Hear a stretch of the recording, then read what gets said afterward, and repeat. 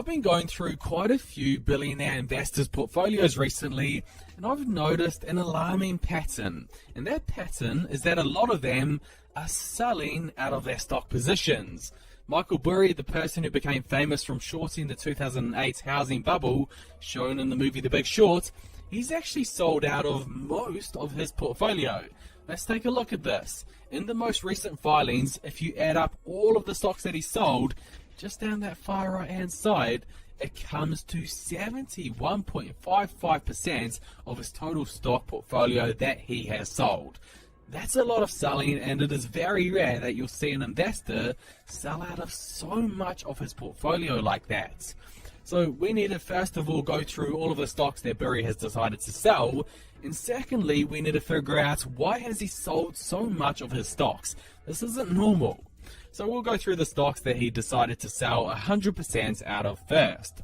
Liberty SiriusXM, the mass media company, that was entirely sold, worth 0.27% of the portfolio. Precision Drilling, again 100% sold, worth 1.87% of his portfolio.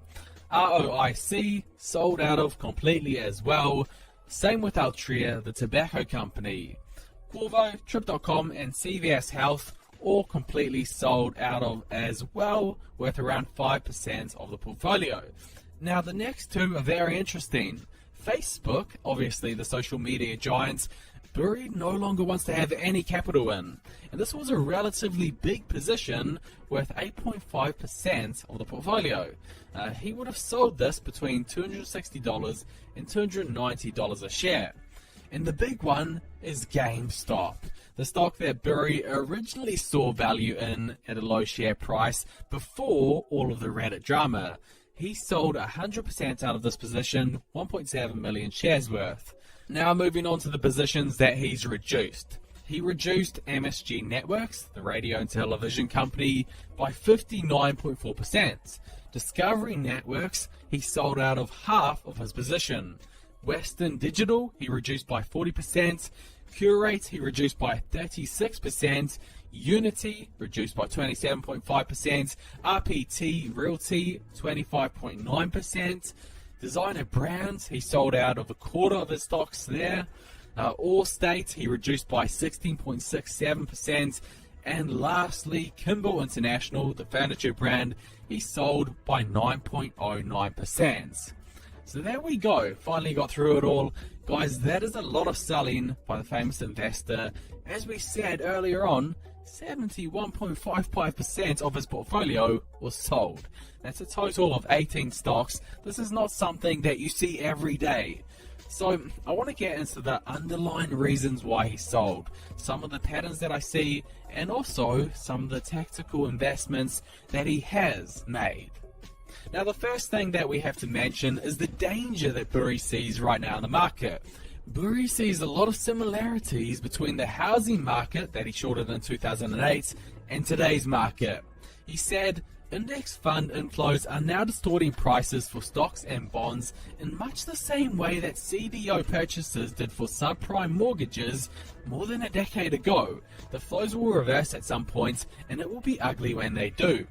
So basically, in the 2008 housing crash, people were able to borrow a lot of money to buy houses because of these subprime mortgages. What this did to the prices of houses was made them shoot up. And Burry thinks we're seeing a similar thing today in our stock market. We're getting passive investing, short-term and new investors entering the market, buying stocks, resulting in them shooting up in price. And of course, to no surprise, we're at all-time stock market highs, well surpassing prices before the pandemic. This creates, along with a couple of other factors, substantial risk of a crash, which may be the answer why Burry has sold so many stocks.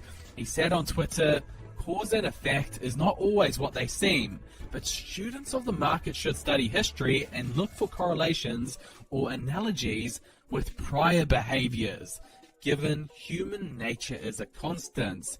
This is very much like the bubble in synthetic asset-backed CDOs before the great financial crisis, in that price setting in that market was not done by fundamental security level analysis. So that's a big problem when you just have people and hedge funds with a lot of money and they just stick it into the market, but they're not doing the fundamental analysis for each stock. I mean, how many people that you talk to actually know the intrinsic value of each stock that they own? Not too many, right? This causes a big problem when it comes to prices, because prices start becoming way higher than the value of each share. Perhaps prices are simply too high right now, and this is why Burry is predominantly selling. But we also have to talk about the debt, because this is something that Burry refers to in his Twitter account. Now, what's happening right now is we're getting a lot of free money through stimulus checks. Now, of course, a lot of people need this, but a lot don't, and they simply put it straight into the stock market. The problem with this is it causes more national debt. As of 2020, debt has spiked up. It went from 23 trillion to almost $28 trillion owed now. As Burry said, the current generation is overloading future generations with either too much debt or hyperinflation. So what he's saying is we're either going to have a big problem with paying this debt back, or we simply pay it back by printing more money. However, what happens when you start printing bucket loads of money? Inflation kicks in and you risk hyperinflation. So a big debt problem or the risk of hyperinflation.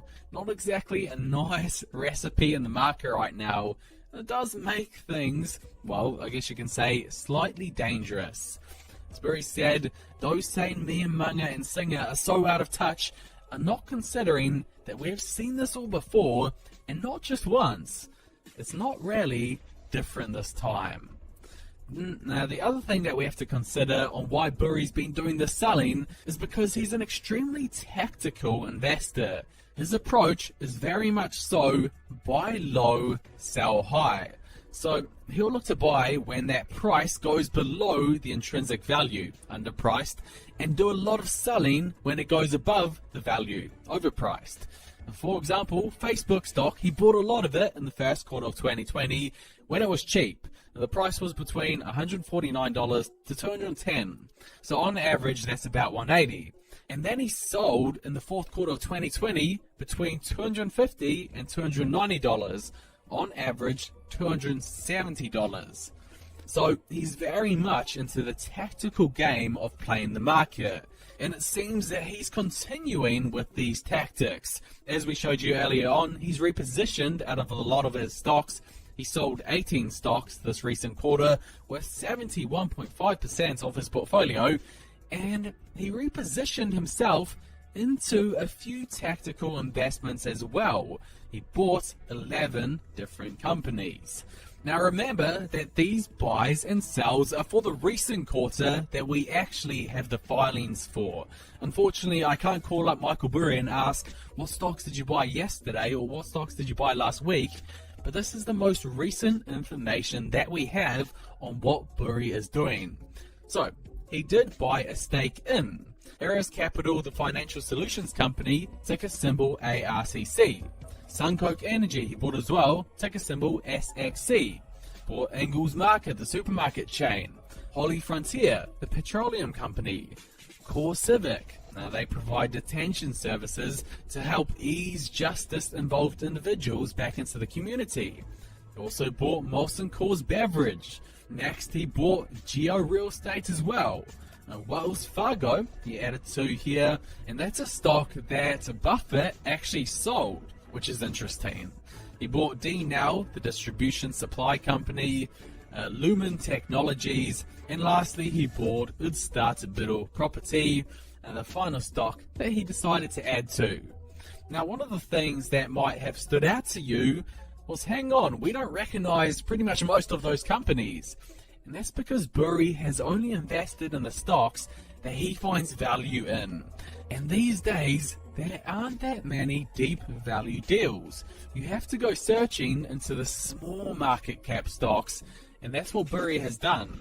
Core Civic has a market cap of 870 million. Geo, 700 million. Suncoke Energy, 530 million. DNow, just over 1 billion. These may sound big, but they all come in the small cap category. And it's this category where you have less hype investors investing in.